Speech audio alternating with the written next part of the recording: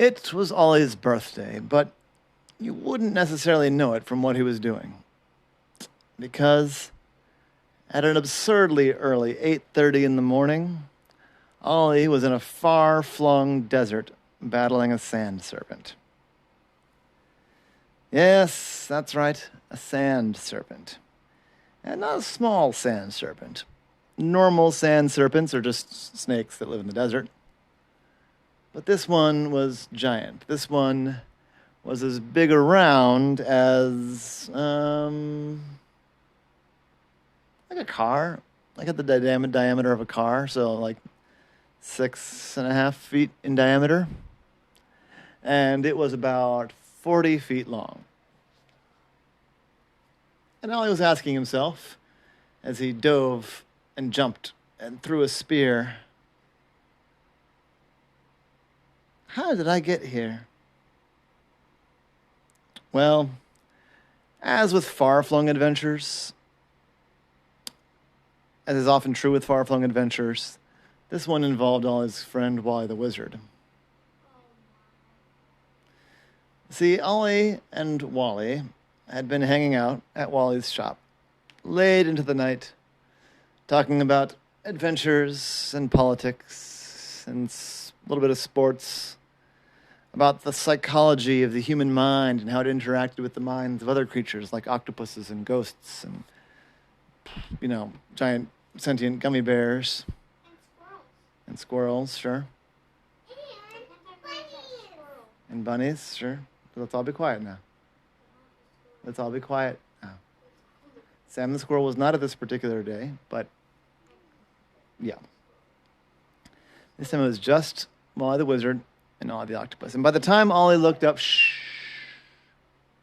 by the time Ollie looked up from their conversation, it was 12:15 in the morning. They had been deep in a conversational thread about sand and deserts and what made a desert and how a desert became a desert. And was a desert always a desert, or did the deserts move? And Ollie said, whoa, it is late. And Wally looked up and said, oh, man, yeah. I've got a bunch of stuff to do tomorrow. Do you want to just crash in the guest room? I said, that would be really nice. Thank you. Yes. Cool. Well, the layout here. I said, yeah, we're good. Well, thanks for having me. Yeah, if we're up at the same time in the morning, I'll make you breakfast or whatever, but if you got to go, don't worry about it. I said, cool.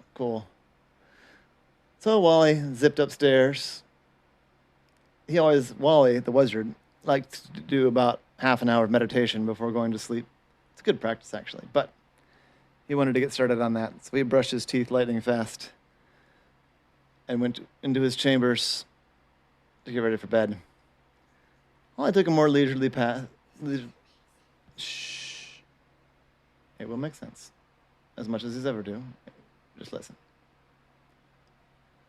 Made his way upstairs.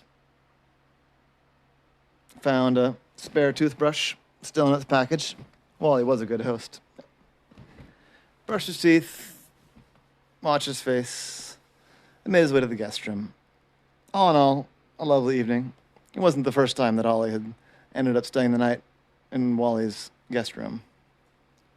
But then in the middle of the night, like 3:30 a.m., maybe it was as late as 5 a.m., Ollie got up because he needed to use the potty. And he made his way down the hall, and he thought he was going into the restroom. He opened what he thought was the restroom door, sort of stumbling, half blind, half awake, in the darkness. He turned the knob, pulled the door, and other than noticing that it was brighter than it should be, he didn't think much of it and walked right in and fell about 4 feet into a pile of sand. Ollie blinked, groggy, confused, because he was now in the middle of the desert somewhere. That's all he knew. There was sand and sand dunes and desert tumbleweeds and things all around him. He could see, higher than he could jump, the doorway back to Wally's house, but he could not reach it.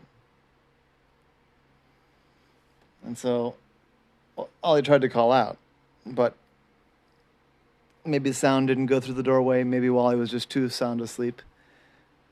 Maybe he was just too far away. It was, a good jump up there and 360 degrees of direction for the sound to go.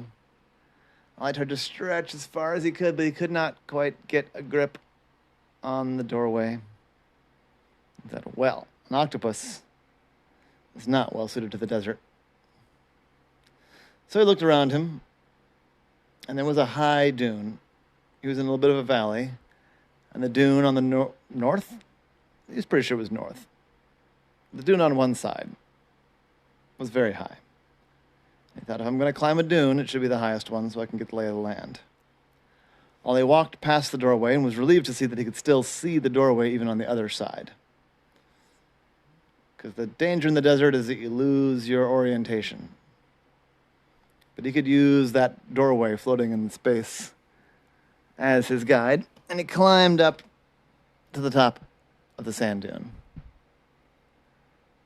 And he could see in the distance some kind of human settlement, some tents, some trees. Seemed to be some kind of stream flowing through. Still wasn't green and lush, but some sort of settlement.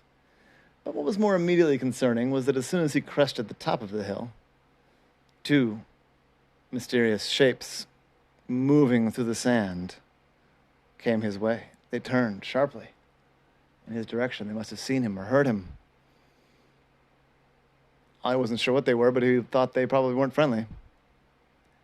And so, as they got closer, one of them came to the surface of the sand like a dolphin jumping above the waves, and it was a giant snake, a giant, terrible snake.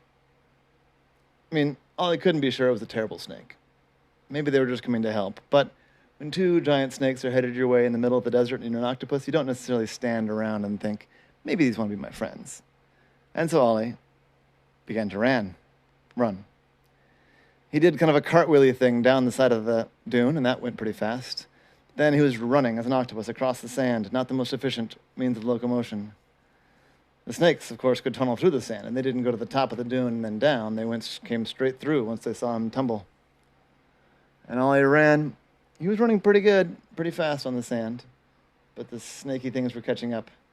He was just kind of running in a big loop, in a big figure eight. They were following him. A couple times they jumped, and Ollie jumped over them. And then Ollie saw his opportunity. He realized what he needed to do. And so he ran a big figure eight, as wide as he could, in front of the door. And then he ran straight toward the door. And then, as he got closer to the door, he slowed down. Let the snakes start to catch up with him. And right at the last second, the snakes leapt out of the sand, and Ollie leapt and jumped off of the snakes' heads. Well, just one snake, really. And that gave him enough of a boost that he could get all the way, and he got one arm, two arms into the doorway, and he held on with all of the might his suckers could manage, and pulled. And the snakes turned around, and they tried to get him, but once an octopus has one arm on something, it's able to get there, usually. And Ollie quickly pulled himself up through the door, avoiding the snake's second jump, and swung it closed with a slam. At the slam, he heard Wally wake up. Everything okay? Ollie, you all right? And a tired pajama wizard came out of his bedroom. Ollie, I heard a slam. Is everything okay? Did you fall or something? Hold on, let me turn on the light. And he flipped on the light, and he saw his friend the octopus, covered in sand, clearly shaken, definitely tired, still a little bit needing to use the bathroom. Not that Wally could see that, but... And then he saw the door, And he said, "Oh, dude, I am so sorry. I did not realize I'd left that there. You're all right, though." I said, "Yeah, I'm okay. What was that?" He said, "That was the Sahara Desert. Well, the Sahara Desert in an alternate dimension where there are giant sand snakes. Hopefully you didn't catch any of those." I did meet the giant sand snakes. They were not nice. No, they're not. They're not. They're really not. Uh, I'm sorry. Um, Geez, can I get you like, do you want to take a shower? I said, a shower might be all right. If you could get me a shower, like a towel and some shampoo. Yeah, yeah. And a cold glass of water. I think I'll be all right. I said, yeah, for sure, for sure. And you know what? Let me do this. And while he tapped the handrail, which went across the hallway, and it started to glow with a gentle amber glow, it's like a nightlight, then you won't accidentally go in the wrong door again. I said, I tell you, Wally, just the strangest things happen when I visit you. It's a good thing. I enjoy the conversation. Wally smiled and said, it is a good thing. And they are good conversations. If you need anything, you know where I am. Hope you can get back to sleep. I took a shower, and he drank his ice water. And he slept like a baby. Once he calmed down, all that exertion, he was tuckered out. He slept unusual for him until 9:30, almost 10 o'clock in the morning, and woke up feeling, actually, quite nice. So he and Wally had breakfast and a cup of coffee, and they went about their days. And that was the story of Ollie's birthday with the snakes.